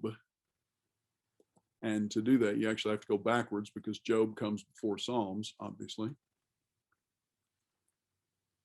And as we said earlier, the book of Job may very well be the oldest book of the Bible. We don't have any information about when it was actually recorded, but it seems to predate the Mosaic era altogether. The most common conservative perspective is that it dates from approximately, that Job dates from approximately the same era as Abraham, and may very well have lived in the region from which Abraham came. You got two basic themes in the book of Job: endurance in the face of trial and trust in God. And those two themes are related. They go together. Job is wisdom literature. Part of it is poetic, part of it is prose. It recounts what happened to Job, and it records the debate. In fact, we've titled this "The Great Debate" in the notes that I sent you. The debate that takes place between Job and his friends is in poetic form. It's recorded in poetic form. It tells the story of Job in a very dramatic way. Take your Bible and turn to the book of Job, and from the very beginning, here is a tremendous record of this man's, not just his wealth, but the character of the man. There was a man in the land of Uz whose name was Job, and that man was blameless and upright, one who feared God and turned away from evil. There were born to him 7 sons and 3 daughters. He possessed 7,000 sheep, 3,000 camels, 500 yoke of oxen, 500 female donkeys, and very many servants, so that this man was the greatest of all the people of the East. Well, that's a dramatic introduction to the story of this man and his trials. Now, chapters 1 and 2 and part of the last chapter are the only parts of the book that are written in prose. They're written like a regular book. Everything else is written in poetic fashion, probably, as we said, as a memory aid, a way of memorizing it. If you think back to your own education, those of you who, here I'm showing my age now, those of us who actually studied poetry in high school English, how many of us can quote bits and pieces of Edgar Allan Poe or various other familiar poets? Once upon a midnight dreary, while I pondered weak and weary over many a quaint and curious volume of forgotten lore, the Raven from Edgar Allan Poe. Or going back a little farther, those of you who are a little older may remember a modern American poet from the early part of the 20th century, Vachel Lindsay.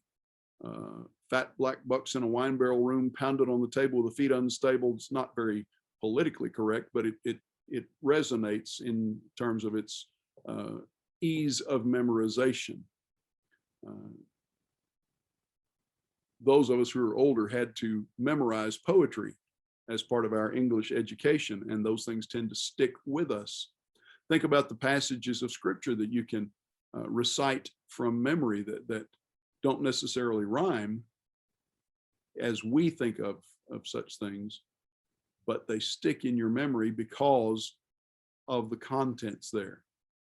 Now, in the book of Job, you have a story, and this is one of the aspects of biblical literature, that it is historic. Well, what is history? History, at its finest presentation, is the story of people. And here's the story of Job. You have a cast of characters. Job is a righteous man. He's righteous before God. He's wealthy. So many in our world tend to associate wealth exclusively with debauchery, with licentiousness, and yet Job was a staggeringly wealthy, righteous man. He was a patient man. In spite of all of his hardships and troubles, he kept patience with God. He was also a very puzzled man. He did not understand why these things happened. In fact, one of the standout characteristics of the book of Job is, as far as we know, God never explains to him why all of the things that befell him were allowed to occur. His faith is sorely tested, and he comes through with flying colors for the most part. God reveals to us the purpose of Job's trial, but there's no indication that he ever reveals to Job the purpose of his trial.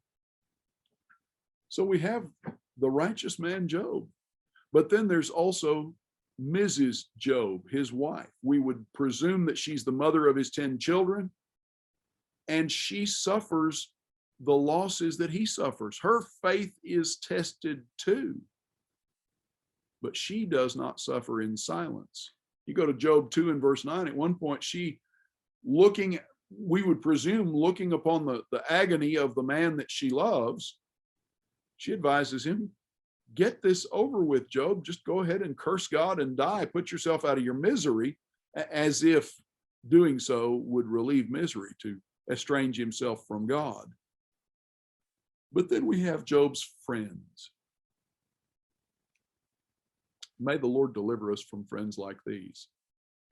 You have Eliphaz, a descendant presumably of Teman, mentioned in Genesis chapter 36, a region of Arabia. He seems to be kind of the leader of Job's friends. And then you've got Bildad, who's the old joke is he's the shortest man in the Bible. He was a shoe height. Well, Bildad may have been a descendant of Abraham through Shua. And then you've got Zophar, who is described as a Naamathite. Now, the Septuagint translation of the Old Testament describes him as king of the Manaeans. That doesn't necessarily mean a lot to us, but he approaches Job's sufferings he's not as respectful as Bildad and Eliphaz. But then along with them is a younger man named Elihu. And we know a little more about him, actually, because his lineage is given in some detail in Job chapter 32. And his name, unlike the other men, his name means God is Lord, or God is ruler. And he's respectful up to the time that he begins to speak. And he doesn't presume to speak before his elders have spoken, but he's rather full of himself when he does finally begin to speak. Now, there are a number of lessons that we can draw out of the book of Job, practical lessons, and I don't want to belabor these too much. One of the things that stands out in chapters 1 and 2 is that Satan's power is infinitely inferior to God's power. And not only is his power less than God's, but his knowledge and his understanding are less than God's as well. In the modern world, as in the ancient world, there is a tendency on the part of most people, and even Christians at times, to just assume that on the ethereal plane, on the spiritual level of existence, You have God in heaven and the devil in hell. He's not in hell yet, by the way, but they're counterparts, equal counterparts in the universe. They're not even close. There's no comparison. If you flip over to Exodus chapter 20, where we have the giving of the 10 commandments, in Exodus chapter 20, you have the instruction, remember the Sabbath and keep it holy. And then in verse 8, you have the statement that God in 6 days created the heavens, the earth, the seas, and all that in them is. Now that word heavens, shamayim, we typically read in the same way in Exodus 20 that we would read it in Genesis chapter 1. That is the physical heavens, the cosmos, the universe around us. But that also would seem to include the spiritual cosmos, the spiritual habitation, which would perhaps include the making of angels and so forth as well, somewhere in the course of that process. God, but the point in the statement is God made everything. And that explains Satan. Now, was he evil when God made him? No. God is entirely good, pure, honest, holy. But he has enabled angels like people to have the ability to sin. That would seem to be the explanation for the origin of Satan. Angels who kept not their proper abode, as Peter and Jude talk about. In this interaction in chapters 1 and 2, it's very clear that Satan's abilities, his power, and even his knowledge and understanding are dramatically inferior to God's. He is in no way the evil counterpart to God. He's evil, but he's not a counterpart in any sense of the word. So his power and his knowledge are inferior and much, much less than the power and the knowledge of God. Another lesson that Brother Frank Dunn brings out here is that suffering is not necessarily the result of evil. Go back again to John chapter 9 and the man born blind. Who sinned that this man should be born blind? Was it the man himself?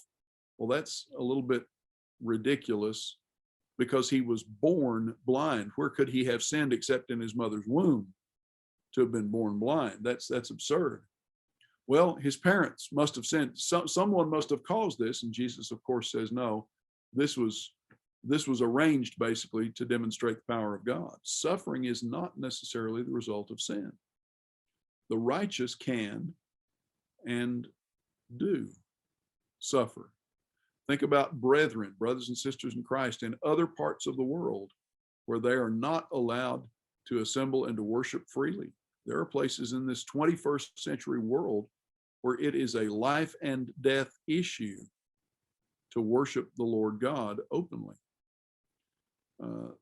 Those who are, lesson number 4, by the way, those who are genuinely poor and wretched are not Job and people like him suffering physically and materially.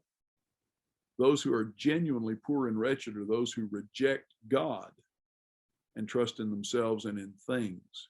And of course, Jesus talks about that in Luke chapter 12 and verse 15, where he says, do not be deceived. A man's life is not measured. It does not consist in the abundance of the things that he possesses.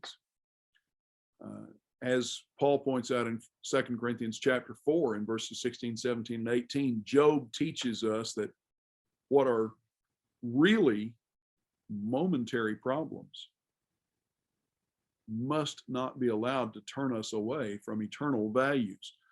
It can be very irritating when you're in the middle of what seems in the moment to be an all-consuming dilemma or problem, it can be very irritating for someone to rack you back and say, well, now 100 years from now, what difference will it make whether you chose to paint your house black or white, or whether you bought a Ford or a Cadillac? What difference will it make? It won't matter a hill of beans in 100 years. And that response is sometimes frustrating in the stress of the moment, but it's also legitimate. Momentary problems should not turn us away from eternal values. And material, earthly possessions, no matter how well made and so forth they may be, material possessions do not endure. Now, in the book of Job, you have 3 cycles of debate, 3 cycles of speeches, chapters 4 through 14. From chapters 1 and 2, we see how Job ends up in this condition. Satan challenges God. God says, have you considered my servant Job? God challenges him right back. He's an extraordinary man. And Satan's response basically is, well, of course he is. You've insulated him. All right, I'll take the insulation away. See if you can turn him. It's an interesting contest of sorts. In chapter 3, we see the immediate outcome. Job bewails or laments his birth. And then in chapter 4, from chapter 4 through 14, you have Eliphaz and then Bildad and then Zophar, each in their turn, trying to make the case, Job, you need to own up to whatever horrible, tremendous, abominable sin you have committed, so that, confession is good for the soul. And Job responds to each in turn, I haven't done anything to merit this. I'm not a perfect man, but I haven't done anything to merit this. And they, of course, insist that he does. The cycle begins a second time, each speaking in turn, in chapters 15 through 21, a little bit shorter now, a little more to the point. What we really see in chapters 15 through 21, and then especially in chapters 22 through 31, where Eliphaz and Bildad and then Elihu speak up, is these guys their patience is wearing thin. They're bombarding Job with the demand that he confess, and Job keeps resisting, keeps saying, I have nothing to confess, such as you describe. I'm not the horrible sinner that you're describing. So we see this cycle of debate repeat 3 times, and basically the arguments never change in any material way. Job's friends contend that his suffering is undoubtedly, and that's the thing about it, they are 100% certain that his catastrophes and disasters are the result of some horrible, horrendous sin within him. And the only way to escape this affliction is for him to repent. The problem is you can't repent of sins you haven't committed. And that's what Job keeps coming back to. He has 2 basic contentions. I'm innocent of the accusations and the things that you're insinuating about me. And because I know I'm innocent, it doesn't make sense for God to be punishing me for this, for God to be the cause of this, if he's going to allow rampant sin to go unchecked in the rest of the world. Job is not calling God unjust. Job is saying, I didn't do it. So what you're saying, this is punishment from God, that can't be right. Because you see known sinners who are not being punished by God. So your contention, I'm a horrible sinner, that can't be right. There's got to be another explanation. Well, of course, Job doesn't know what the other explanation is. In fact, we don't know that Job ever knew the root explanation, which is chapters 1 and 2, the debate, the challenge between Satan and God.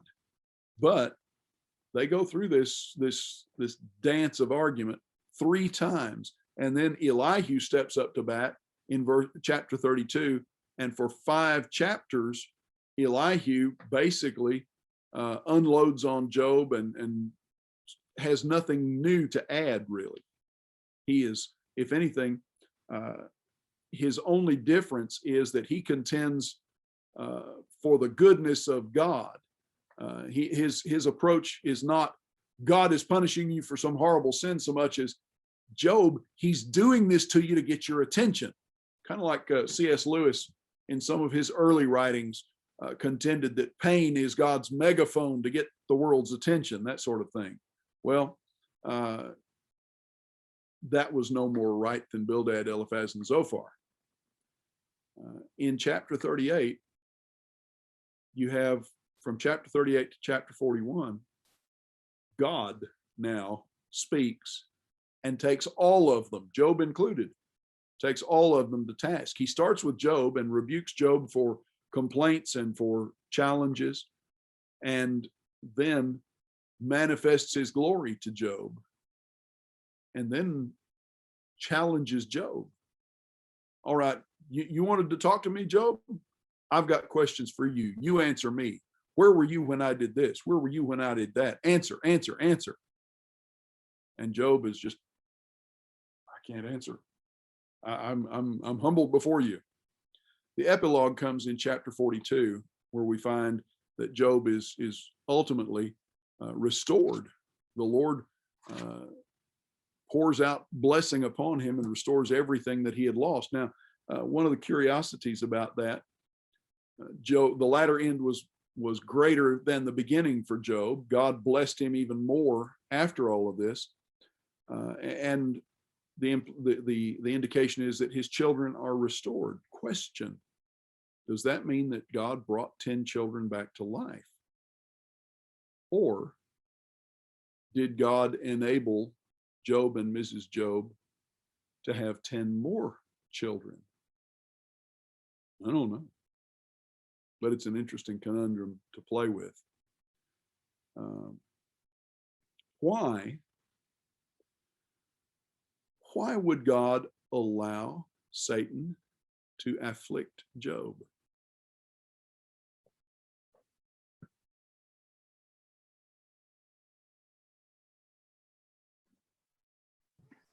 Well, Go on then, Ross. Go ahead. To show that Job. I was going to say that God allows Satan to tempt people. It doesn't stop him from causing havoc in the world today. That's So true. it's just the same thing. That's true. My point would be that's God's right. That's true. God's sovereign right. So, I mean, we can't say, well, who is God to do that? I mean, you know, he has that right for his own power and glory. You're correct. You go back to chapters 1 and 2, though, you see the discussion between God and Satan. Have you considered my servant Job? What an extraordinary man he is in all of these different ways. Why would he allow this?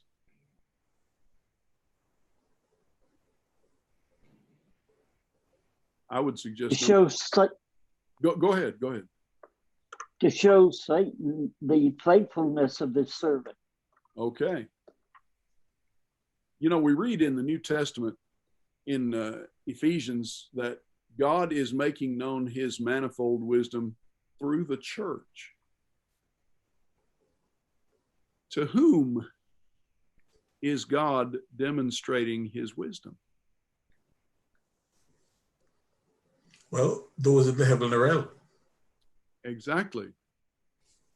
We, humanity, are not the only people in this universe, not the only beings in this universe. There are angels, angelic beings, spiritual beings, Satan and his servants, his angels as well. God is demonstrating his wisdom, not just for us, but for them as well, for all of his servants. God demonstrates to Satan in Job just how futile the evil one's efforts really are. Well, another question to play with.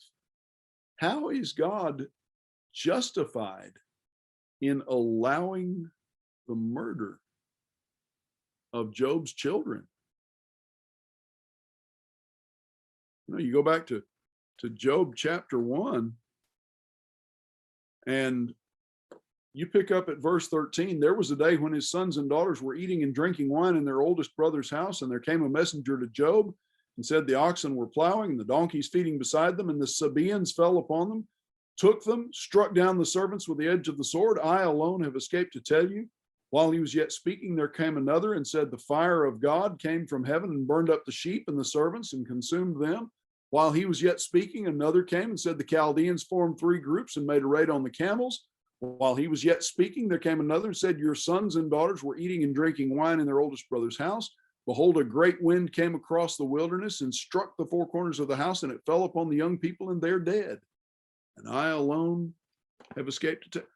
How is God justified in allowing the death of Job's children as part of this?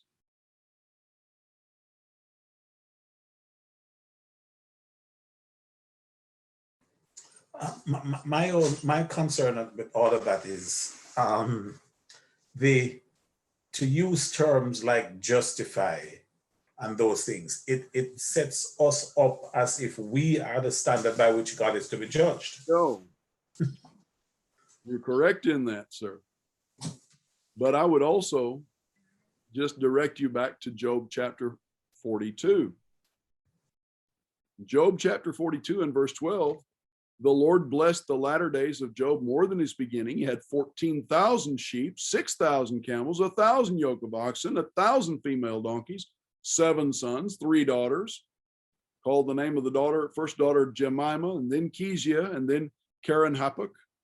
And in all the land there were no women so beautiful as Job's daughters. Did he bring them back to life? I don't know. Did they have 10 more children, 7 more sons and 3 more daughters? I don't know. He who knows the end from the beginning knew what he would do before he ever did it. And so Job would be, use whatever term you prefer, recompensed, rewarded, compensated, consoled in the passing of his children. And God knew that before it ever took place. God planned that consolation before the need for it ever arose. Well, as our time is getting away, we need to move on. I would direct you to the notes on the book of Job. There's some good information there.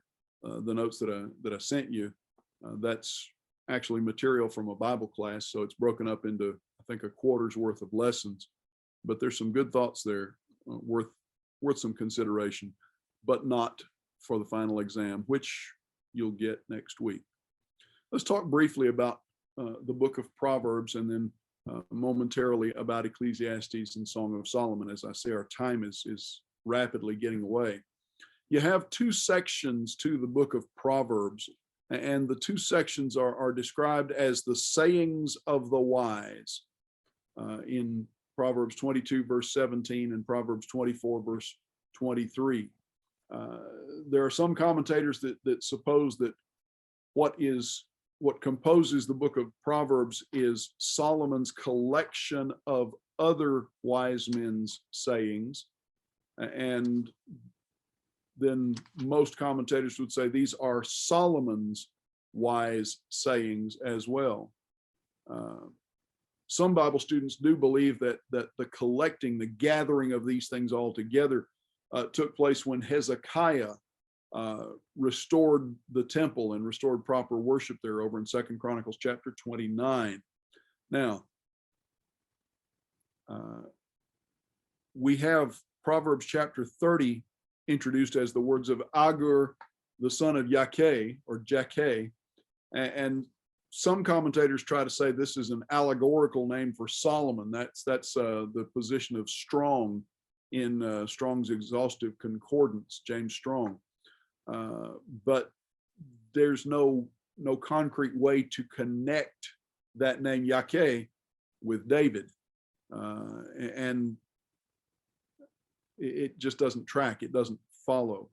So we have the final chapter, chapter 31, ascribed to King Lemuel, who learned these things from his mother. This might be a name for Solomon. We know Solomon was also known in the scriptures as Jedediah, meaning beloved of the Lord, but there's no firm evidence to associate the name Lemuel with Solomon. Now, the fact that a number of inspired penmen, or at least several, seem to have been involved in the producing of this collection of statements of wisdom,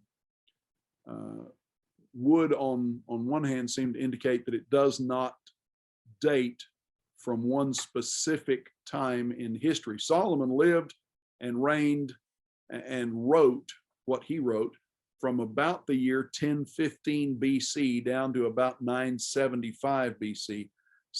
Hezekiah, on the other hand, lived about 300 years later, 725 down to about 696.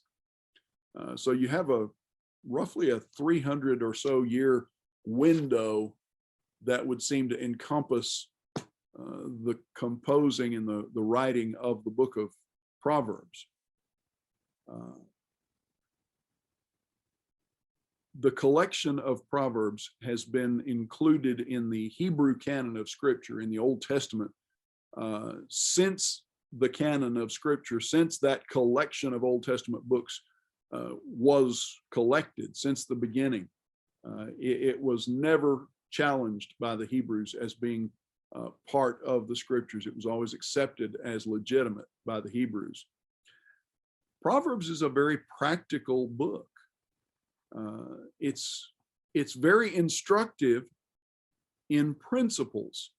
It does not give a lot of detailed instruction about doctrines or about worship practices or about feasts. It gives practical wisdom, principle wisdom. It has an entire section, the first 9 chapters, that are devoted to the virtue of wisdom. In fact, in chapters 1 through 9, you have a comparison of wisdom and folly, and the literary device of using these two, expressing them as women. The woman wisdom is like a good and godly sister, exhorting you to do good, to choose the right way, to look beyond the desire of the moment to the consequences that would follow. And the woman folly or foolishness is the antithesis of wisdom. She's everything that wisdom is not. Now you start at chapter 10, Proverbs chapter 10, verse 1, and there we have the statement, the Proverbs of Solomon. And everything from chapter 10, verse 1 down to chapter 22, verse 16 is attributed to Solomon. But at chapter 22, verse 17, now the picture changes, and what you have here are the sayings of the wise, and then more sayings of the wise down in chapter 24. And then in chapter 25, Hezekiah's collection of Solomon's Proverbs. And then you have in chapter 30, the words of Agar, and the words of Lemuel, and the description of the virtuous woman in chapter 31. In the notes that I passed along, you have, this is a quarters study also by topic through the book of Proverbs rather. Proverbs is a challenging book to study in an orderly fashion, because once you get through chapters 1 through 9, there are so many different topics.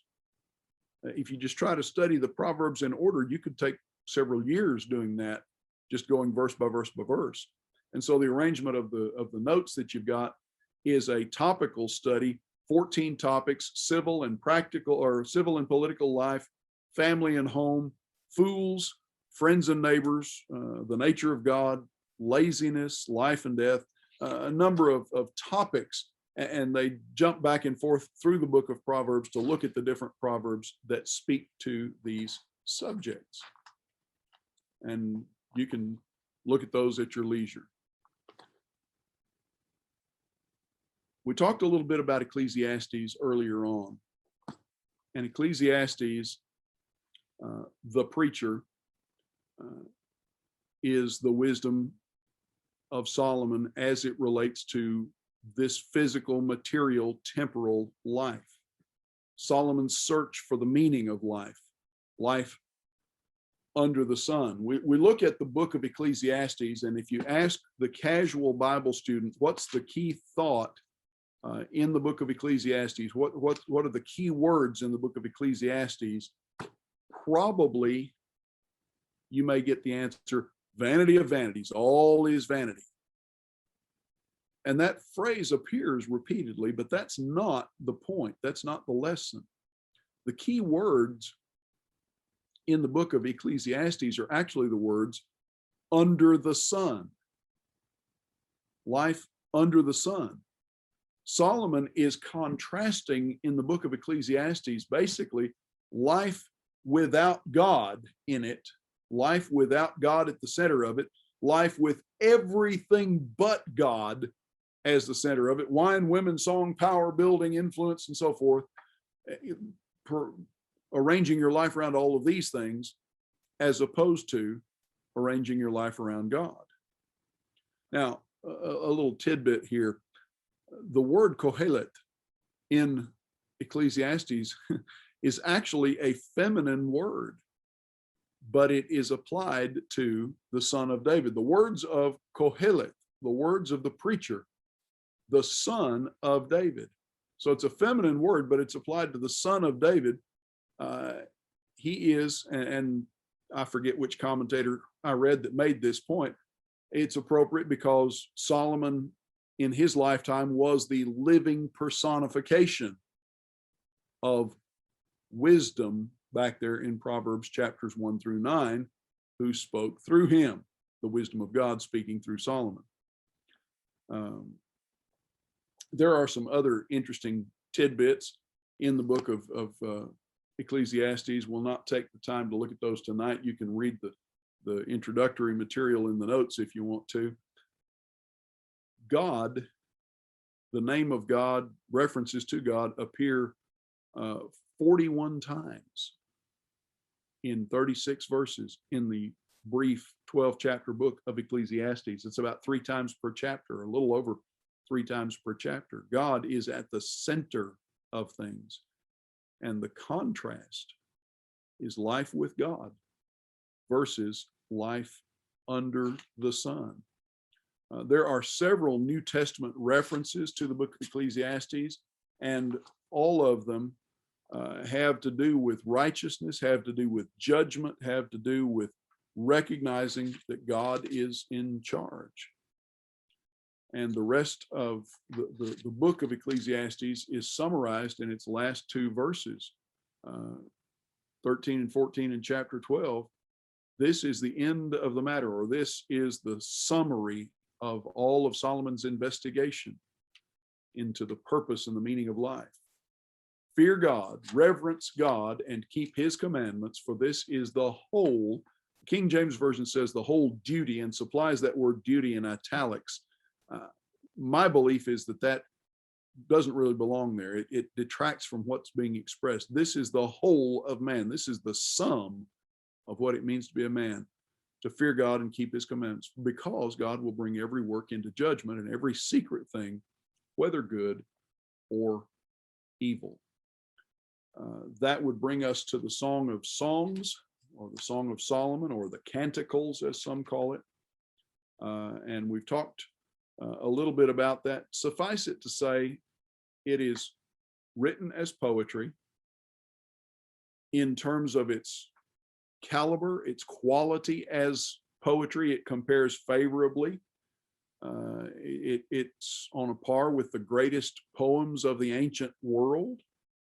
It is rather explicit. It is unabashedly sensual. It makes people uncomfortable. We need to understand what it does, what it's for, and that is it shows the glory, the beauty of love, physical desire, in its proper place, in its God-appointed context, that is, in marriage.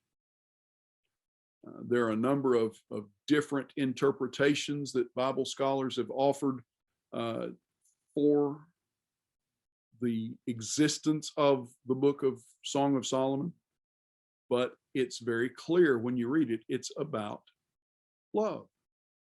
It's about the magnificence of what God designed when we use what God designed in the way and for the purpose that he designed it. Now, the corollary to that, and Brother Rob Whitaker has made an excellent workshop based on this. The corollary to that is outside of that proper context, let those desires sleep. When dealing with young people, let those desires sleep until we can give expression to them in the setting that God designed them to be used in. And I think that's a good practical application for the Song of Solomon in teaching our young people. There is a proper context for this. Until you're there, let it sleep. Our time is up, so we'll stop here. Comments, questions, observations before we dismiss.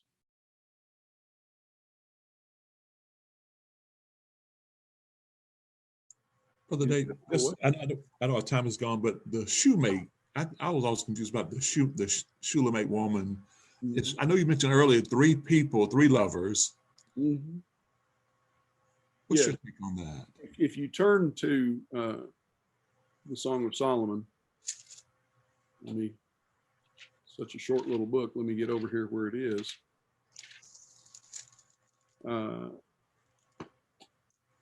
You have, in chapter 1, you have the bride, and she expresses her delight. Now, is Solomon the object of her love? In the commentaries and the writers on this, there's debate whether Solomon is the object or he's the competitor for her desire. And different commentators will approach that different ways. But here, clearly, in chapter 1, you have a bride and a groom or husband in their love, their desire for each other. She describes herself here down in verse 5. I'm very dark, but lovely. Daughters of Jerusalem like tents of Kedar, like the curtains of Solomon, and so forth. She doesn't seem to meet the usual standard of beauty and desire. Come down to chapter 3. Solomon is here for the wedding. He admires her beauty in chapter 4. And then in chapter 5, there is this debate. She is searching for the object of her love. Now, as we progress, though, it would seem that there is some competition introduced. Whether this is Solomon a picture of Solomon trying to woo away a beautiful girl from her beloved, or whether Solomon is the beloved, that is subject of some debate among various commentators as you read through this. Our time is gone. We can try to come back and talk about that a little bit next week if you'd like. But as you read through the Song of Solomon, it does appear at times that there is a rivalry between individuals here for the woman's hand. We can talk about that a little bit next week if you'd like. Thank you. All right. Any other thoughts or comments?